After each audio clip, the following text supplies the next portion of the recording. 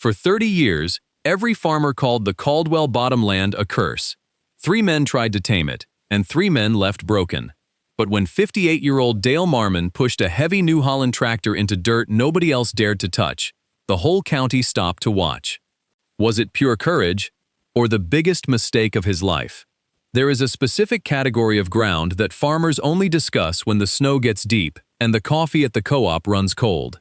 It is never mentioned out of desire, but because its stubborn existence sits like a challenge at the boundary of every conversation. Sitting right at the eastern boundary of the county line, the Caldwell Bottom parcel was 680 acres of exactly that kind of dirt. Bound on its lower margin by Blackwood Creek, a meandering stream that overflowed its banks twice every 5 years like clockwork, and flanked to the west by a high timber ridge, the acreage was thrown into deep shadow by 3 in the afternoon. It was cold-natured, heavy-bodied ground that looked smooth and inviting from the gravel road, only to tear the iron right off a plow the moment an operator tried to turn a furrow. For 30 years, the parcel had functioned as a graveyard for regional pride. 3 different operators had pulled onto that ground over the prior 4 seasons alone.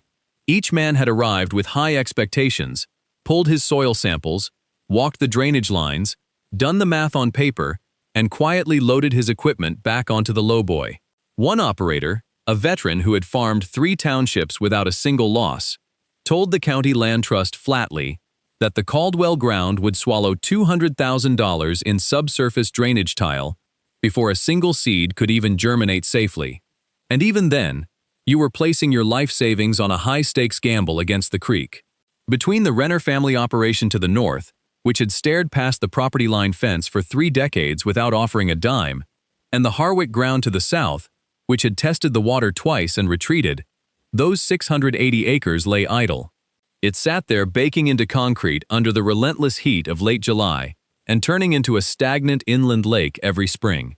In a county where a man's character is judged by the straightness of his corn rows and the tilth of his topsoil, the Caldwell Bottom was a standing insult. It was a place that did not just fail men, it humbled them, stripped them of their working capital, and left them explaining to their bankers why their equipment was buried to the axles in gray gumbo clay. The community had long since rendered its verdict. The Caldwell ground was worthless, unworkable, and best left to the scrub brush and the water snakes.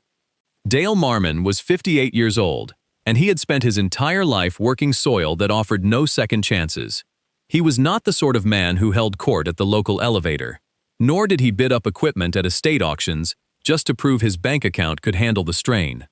When Dale bought out his retiring uncle's operation at 31, he inherited a pile of worn-out machinery and a banknote heavy enough to keep most men staring at the bedroom ceiling until dawn.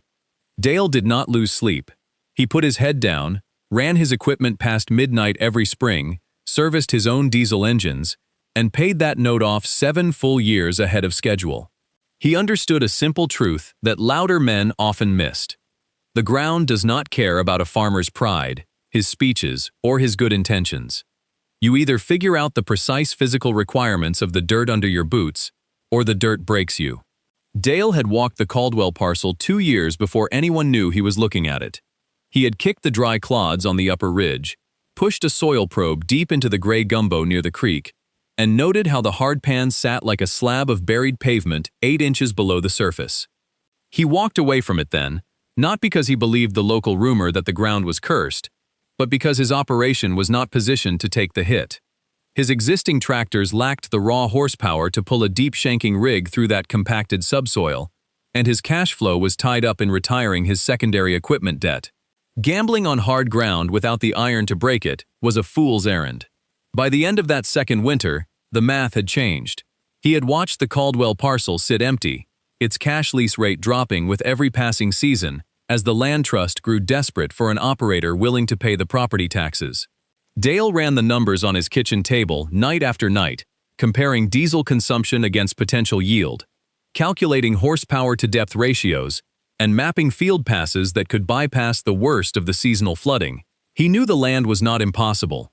It was merely a mechanical puzzle that no one had bothered to solve with the proper sequence of timing, patience, and heavy iron.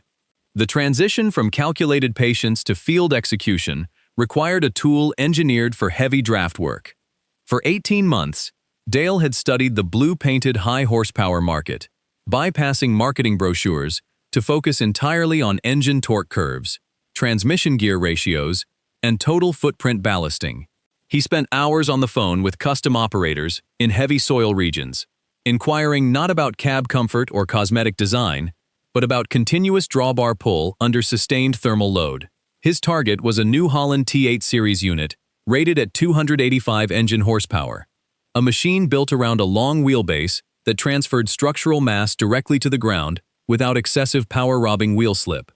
When Dale walked into the regional dealership to negotiate the purchase, he sat across from the commercial sales manager and laid out his operational parameters with complete transparency. He detailed the specific depth requirements, the dense subsoil clay profile, and the tight spring timeframe he intended to impose on the machine. The manager listened, reviewed the structural load ratings, and offered a measured, professional response, acknowledging that while the tractor possessed the frame strength and hydraulic capacity to perform the task, subjecting any equipment to continuous high-draft soil shattering on unworked ground carried inherent mechanical strain. Dale signed the purchase agreement that afternoon, absorbing the capital expenditure as a necessary operational cost. The New Holland T8 was delivered to his main shed 4 weeks later. Standing beside the machine, Dale reviewed its technical footprint, a heavy front axle suspension system designed to maintain ground contact under heavy draft loads. A broad tire footprint weighted precisely to optimize traction in low-friction conditions, and a high-displacement engine capable of maintaining lugging power deep in the RPM curve. Standard utility tractors would simply spin their tires, shear axle pins, or overheat their hydraulic systems when confronted with the dense pan of the Caldwell parcel. This machine was purchased to do what lighter setups could not: generate steady, uninterrupted drawbar pull through stubborn clay, converting diesel fuel into broken ground through pure mechanical force. The administrative office of the County Land Trust was warm, quiet, and smelled of stale coffee and old paper when Dale walked in during late February. Sitting across from the trust's director was a study in contrasts: bureaucratic caution on one side of the desk, decades of practical field experience on the other. The Land Trust had managed the Caldwell parcel long enough to be burnt by promises. They had seen enthusiastic operators secure cheap cash leases, run heavy tillage equipment across the ground for a single season, strip the quick nutrients out of the surface layer, and walk away when the subsoil refused to cooperate, leaving the fields in worse shape than they found them. The terms laid out on the desk reflected that deep suspicion.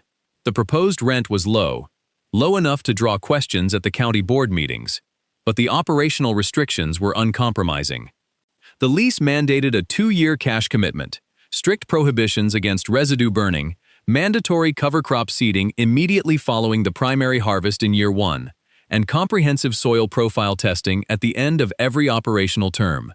The trust officers watched Dale closely as he read through the fine print, expecting resistance on the cover crop clause, which added substantial seed and field pass costs to an already tight operating budget.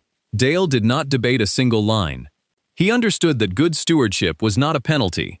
It was the baseline requirement for turning damaged ground into a functioning agricultural asset. He picked up the pen and signed his name to the lease agreement, committing his operational capital to 680 acres that most local farmers viewed as a financial trap. By agreeing to the trust's timeline, he locked himself into a relentless schedule. He had less than 8 weeks before the spring thaw to finalize his mechanical strategy, coordinate input deliveries, and prepare his equipment for a pass that would either establish the viability of his approach or prove his critics right in full view of the county. In a rural county, news does not travel through formal channels. It moves along the gravel roads, over the counters of the local grain elevator, and across the grease-stained tables of the co-op diner. Within 48 hours of Dale signing the paperwork at the Land Trust, every farmer within 20 miles knew he had taken on the Caldwell bottom. In a region where field operations are observed with the sharp eye of experienced competitors, taking on a parcel with a 30-year record of failure was not seen as ambition. It was viewed as a dangerous gamble. The Renner family to the north maintained their characteristic silence, though their actions spoke clearly enough. They had farmed right up to the Caldwell boundary fence for a generation, leaving a wide grass buffer along the line as if to keep the weeds and water problems of the bottomland from creeping into their own well-tiled soil. Their field hands watched Dale's lane with quiet detachment, expecting him to abandon the effort before the first cutting of hay. To the south, Bobby Harwick was far more vocal. Harwick had worked his family's acreage for over 40 years, possessed an intimate knowledge of the local soil lines, and was not a man given to soft opinions. While waiting for a load of bulk fertilizer at the co-op, Harwick stated flatly to 3 other operators that the Caldwell ground would break Dale's machinery, burn up his fuel, and teach him a lesson that 3 prior tenants had already paid to learn. Dale heard the reports secondhand, as every farmer eventually does. He did not offer a defense, nor did he enter the co-op to debate soil mechanics or tractor performance with Bobby Harwick. Public arguments could not change the bulk density of gray clay or lower the water table along Blackwood Creek. Instead, he remained in his shop every evening, working under fluorescent lights to inspect every point, bolt, and hydraulic fitting on his equipment. He knew that working in full view of a doubting community meant every delay would be magnified and every breakdown noted. He chose to let his field execution do the talking, keeping his mind focused strictly on the sequence of operations required to break the Caldwell hardpan once the spring ground firmed up. The Caldwell parcel was not a single problem. It was 3 distinct field challenges layered on top of each other, requiring a precise sequence of execution. The first challenge was the low, wet corners along Blackwood Creek, which held surface water long into the spring. The second was a thick, dense hardpan running straight through the center of the parcel, created by decades of shallow plowing followed by years of abandonment. The third was the moderate eastern slope, where rainwater stripped valuable topsoil if the ground was left loose and worked incorrectly. Tackling these issues out of order would ruin the soil structure for years. A full subsurface drainage tile installation for the wet corners carried an estimated cost of $60,000, a capital expenditure that made no sense on a 2-year cash lease without proven yield history. Dale accepted this reality early. Instead of relying on expensive drainage infrastructure in year 1, he planned to manage the low areas through strict timing, adjusted field patterns, and targeted entry dates. He designated those low-lying sections as high-risk zones, agreeing to leave them unworked until a sustained dry window allowed heavy machinery to pass, without creating deep compaction ruts. For the central hardpan, there was only one mechanical solution: deep, aggressive shattering, using a heavy subsoiler before any surface tillage took place. Dale arranged to borrow a heavy 7-shank subsoiler from his brother-in-law in the adjacent county. The implement was aged, thick-framed, and exceptionally heavy, requiring continuous drawbar power to keep its shanks working at maximum depth through compacted subsoil clay. The new Holland T8 was the core engine of this entire plan. Without its 285 horsepower engine and long wheelbase traction, pulling 7 deep shanks through hardpan would stall lighter utility tractors immediately. Dale spent his evenings mapping the exact direction of every field pass on a grid sheet. He planned to work the hardpan during the initial pass, manage the eastern slope along natural contours to prevent erosion, and treat the wet lowlands as secondary acreage.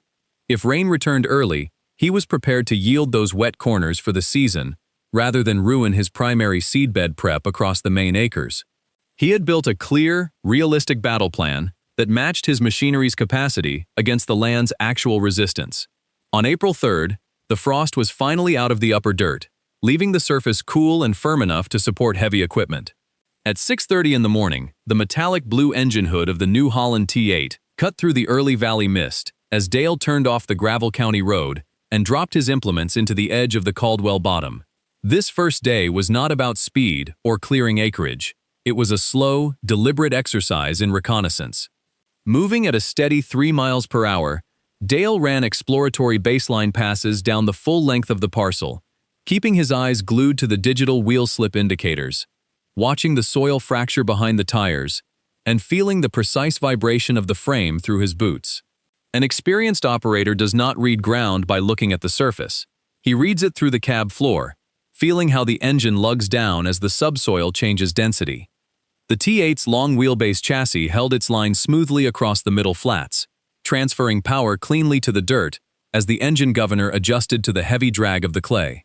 But as Dale pushed into the northwest quarter of the property, a section flagged as simple heavy gumbo on the official land trust maps, the tractor's drawbar suddenly groaned under a sharp metallic resistance. The engine tone dropped instantly into a deep, strained growl, and the wheel slip monitor spiked upward. Dale pulled the throttle back immediately and lifted the draft control, stopping the tractor before the implement could suffer structural damage. Stepping down from the cab into the cold morning air, he pushed a steel probe deep into the opened furrow. 18 inches beneath the surface lay a flat, hidden ledge of limestone bedrock that had escaped every standard core test taken by previous tenants. Forcing a heavy 7-shank subsoiler blindly across that shelf at full draft depth would shatter shank points, shear wing bolts, or twist the main implement frame beyond repair. Returning to the cab, Dale pulled out his phone and called his brother-in-law to discuss the structural limits of the borrowed implement. Together, they calculated an adjusted working angle and shallower shank depth for that specific quarter section, opting to bypass the worst of the ledge rather than risk destroying his primary tillage tool on day one. Dale adjusted his field maps, recalculated his draft settings, and turned the blue tractor back into the field. By 6:15 the following morning, the deep rumble of the New Holland T8 echoed off the timber ridge as Dale dropped the 7-shank subsoiler to its maximum working depth. The engine note broadened into a heavy, continuous roar as 285 horsepower fought against decades of undisturbed clay hardpan. Behind the tractor, the ground did not simply turn over. It erupted in broad, jagged fractures as the thick steel shanks shattered the compacted layer 18 inches below the surface. Deep-seated gray clay, sealed off from air and water for years, was forced to the light in thick, dense slabs. By mid-morning, the high visibility of the operation began to draw attention along the county road. Farm trucks slowed to a crawl along the gravel shoulder, their drivers leaning over steering wheels to judge the strain on the blue tractor. In a rural community, farmers know the precise sound of a machine being pushed to its mechanical limit. They watch the dual tires flex under extreme draft weight, searching for signs of excessive wheel slip or frame twist that would signal Dale had misjudged the land's resistance. The field conditions offered no margin for error. A half-inch of rain had fallen overnight, slicking the top 2 inches of dirt, while leaving the dense clay pan bone-dry and stubborn underneath. Working wet topsoil over a hard subsoil can easily smear the clay layer, sealing the ground shut and creating worse compaction than before. Dale monitored his transmission slip settings constantly, modulating his working speed between 2.8 and 3.2 miles per hour. He resisted the urge to increase throttle speed to gain ground, keeping the engine locked in its optimal torque curve where power transfer was cleanest and tire churn was kept below 8%. The heavy draft load tested every system on the T8. Hydraulic fluid temperatures climbed toward their upper working limits, and the fuel consumption gauge showed the heavy engine pulling maximum gallonage per hour. Yet, as the sun crossed the sky, the blue tractor maintained its steady, relentless pace down the long passes. Pass by pass, the dense, waterlogged pan that had defeated 3 prior operators was systematically opened up, transforming what had been an impenetrable slab of clay into shattered, workable soil, ready to breathe for the first time in 30 years. On the 9th morning of continuous field operations, the northwest quarter finally exacted its toll. Dale was maintaining a steady 3-mile-per-hour pass along the edge of the limestone ledge when the outer left shank hooked a submerged slab of rock hidden beneath 12 inches of dense gumbo. The impact was instantaneous. A sharp, metallic crack echoed over the roar of the engine as the Grade 8 mounting bolt snapped, and the heavy outboard wing frame torqued sideways under the massive draft load. Dale killed the throttle immediately, disengaged the PTO, and stepped down from the cab into the quiet field. The left wing assembly hung loose, its structural bracket twisted and rendered useless. On a job this visible, a major equipment failure usually meant a 2-day delay waiting for specialized parts from the regional implement dealer, giving local skeptics plenty of material for coffee shop talk. Dale did not call a tow truck or order a dealer service van. He uncoupled the subsoiler, loaded the damaged wing frame onto his flatbed trailer, and hauled it 2 miles back to his main farm shop. Working with practiced efficiency born of decades of self-reliance, he backed the trailer up to his metalworking bay. He clamped the twisted bracket into a heavy hydraulic press, straightened the cold steel, and laid out a thick piece of raw high-tensile plate stock from his iron rack. Using an oxyacetylene torch, he cut a custom reinforcement gusset, ground the edges flush, and welded the new structural plate directly onto the mount using heavy E7118 low-hydrogen rod.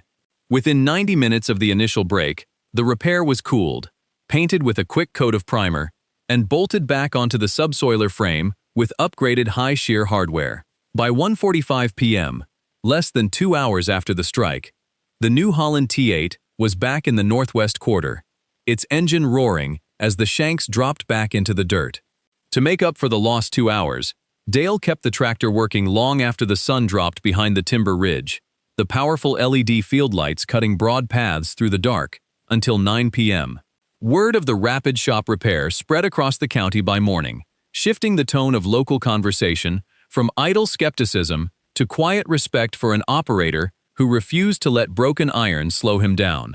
With the deep subsoil shattered, the primary tillage pass began, transforming the rough, fractured clay into a uniform seedbed. Dale hooked the New Holland T8 to a heavy tandem disc finishing tool, setting the gangs at a sharp angle to chop the massive clods thrown up by the subsoiler. Here, the tractor's long wheelbase and continuous power transfer were critical. Maintaining an even working depth across ground that varied from loose, shattered dirt to dense, sticky clay required steady speed. Dropping speed would leave the seedbed uneven, while spinning the tires would create fresh compaction ruts just inches below the surface. Dale kept his eyes fixed on the draft display, using the engine's broad torque band to pull through heavy sections without lifting the implement. The blue tractor maintained a disciplined 5 miles per hour, smoothing the surface, while creating a consistent seed zone across the main body of the parcel. The real test, however, lay in the 2 low-lying corners along Blackwood Creek, totaling nearly 20 acres. While the rest of the field was ready for planting, these low spots remained dark, heavy, and slick. Driving heavy equipment onto that ground too early would smear the wet clay, sealing off soil oxygen and destroying any benefit gained from the subsoiler. Local farmers watched the edges of the parcel, expecting Dale to rush his machinery into the mud to keep his timeline intact. Dale held back. For 5 days, he left those 2 wet pockets completely untouched, allowing warm spring winds to dry the surface crust. When he finally pulled into the lowlands, he reconfigured his finishing tool for minimal depth, reducing ground pressure to avoid packing the wet subsoil.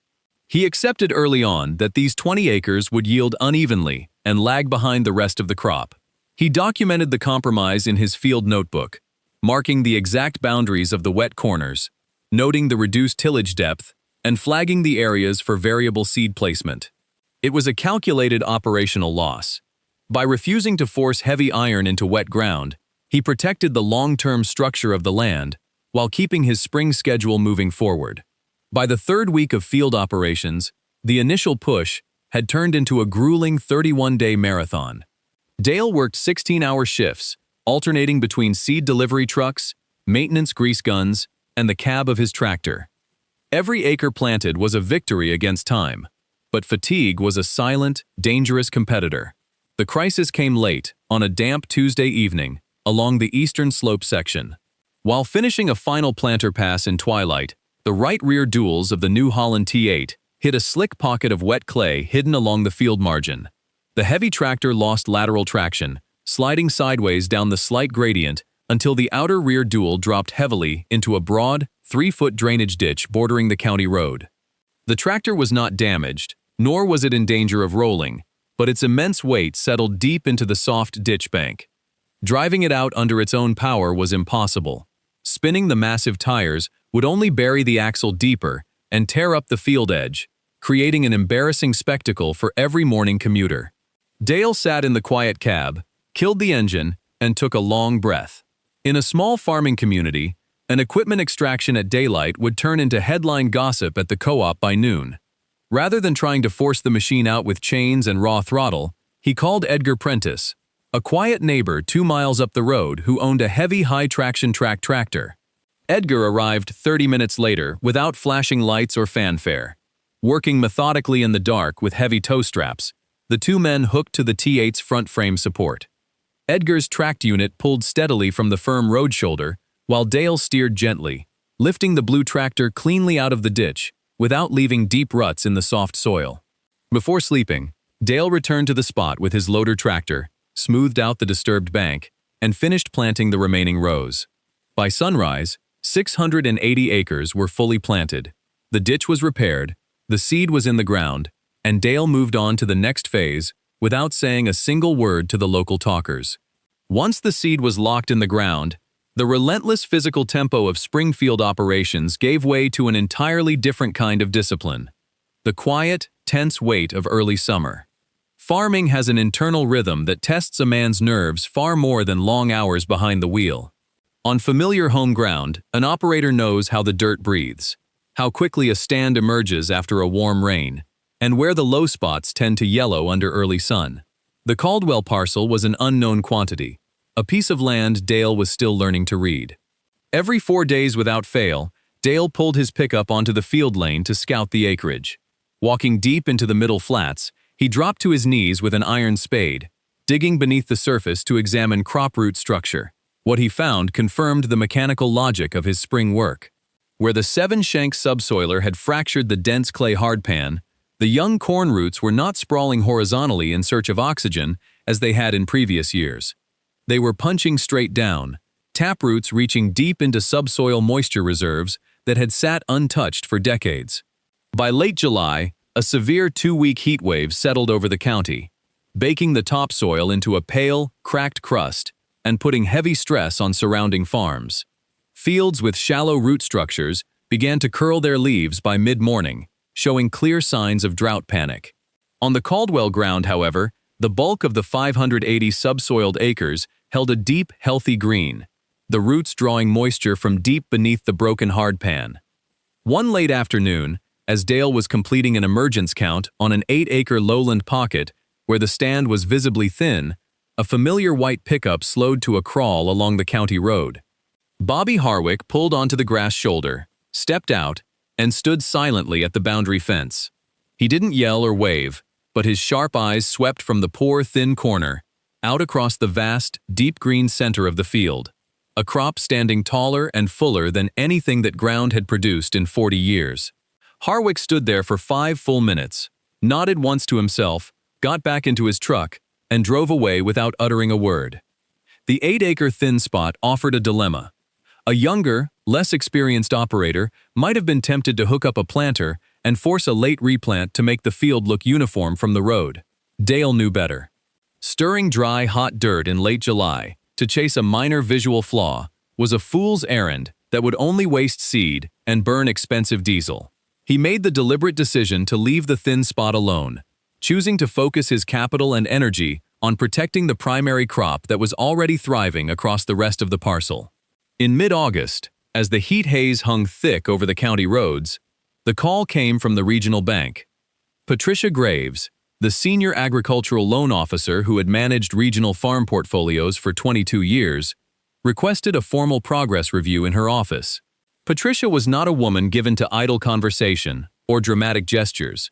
She was a disciplined conservative who viewed farming entirely through the cold lens of balance sheets, debt service coverage ratios, and commodity market futures. Sitting across from her mahogany desk the following morning, Dale watched as she laid out the mid-season projections. The numbers were plain and uncompromising. Between the acquisition of the new Holland T8, heavy diesel consumption during 11 days of deep subsoiling, seed inputs, and high cash lease payments on the Caldwell ground, Dale's year-one operating expenses were high. Compounding the balance sheet stress was a regional slump in corn futures, which had dropped 10% since spring planting. Patricia pointed to her balance sheet models, which showed the Caldwell parcel generating a net operating loss for the current fiscal cycle based on standard county yield averages. Patricia explained calmly that while she respected his work ethic, the bank's risk assessment protocols required her to address any enterprise showing a negative projected return on invested capital. She was not freezing his operating line, but she needed clear evidence that the parcel would not drag his primary home operation into financial jeopardy come harvest. Dale listened quietly without interrupting. When she finished, he opened his field journal and placed a series of dated soil moisture logs and root depth spade cross-sections on her desk, alongside his crop scouting reports. He walked her through the physical reality of the field, how the seven-shank subsoiler had opened deep subsoil moisture reserves, how root depths on the main 580 acres were measured at 24 inches, and how the crop had maintained structural vigor throughout the July drought, while neighboring fields suffered severe yield penalties. He demonstrated that Patricia's baseline model relied on historical land classification figures from ground that had never been properly fractured or managed. If the yield came in even 15 bushels per acre above the county's historical average for that soil class, a threshold his mid-season root profiles strongly supported, the operating ledger would cross cleanly into a positive cash margin. Dale stated his position with quiet conviction. He respected the bank's fiscal conservatism, but he was managing physical dirt, not theoretical averages. Patricia reviewed his root logs, made a series of detailed annotations in his loan file, and agreed to withhold further balance sheet adjustments until the combine yield monitor provided final harvest data in October. On October 8th, after wrapping up a clean, predictable harvest on his home ground, Dale pulled his combine down the gravel lane and dropped the heavy corn head into the Caldwell bottom. The October air was crisp, and the field lay golden under a bright autumn sun. For 6 months, this parcel had been a source of public speculation, financial risk, and sheer physical toil. Now, the clean digital display of the yield monitor inside the cab would deliver the final, unvarnished truth. Harvesting ground that had been worked under varying conditions required constant mechanical adjustments. In the low-lying wet corners along Blackwood Creek, the stalks were light and the grain moisture spiked, forcing Dale to slow his ground speed and adjust his rotor clearances to avoid throwing grain out the back. Across the northwest quarter, where the buried limestone rock shelf had forced a shallower subsoiler pass, the yield monitor flickered around modest, below-average numbers. Dale recorded every drop in tonnage in his field notebook without frustration. These were known variables, built into his initial calculation. The real test came as the massive combine rolled onto the central 580 acres, the main body of ground where the New Holland T8 had dragged the seven-shank subsoiler through 18 inches of stubborn hardpan.